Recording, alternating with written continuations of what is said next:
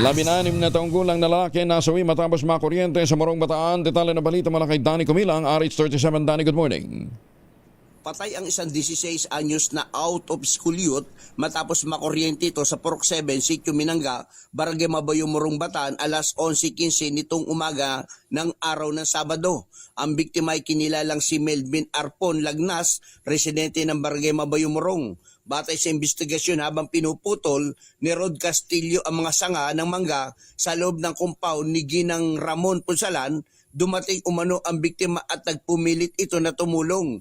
Pinayuhan siya ng mga saksi na huwag nang sumama dahil delikado at posibleng makuryente, ngunit hindi umano ito nakinig.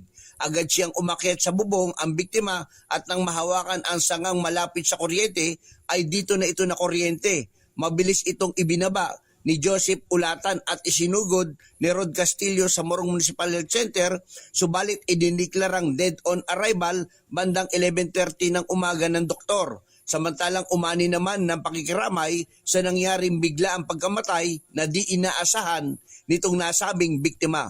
Danny Kumilang, RH37, DCRH, una sa Pilipinas, una sa Pilipino. Maraming salamat.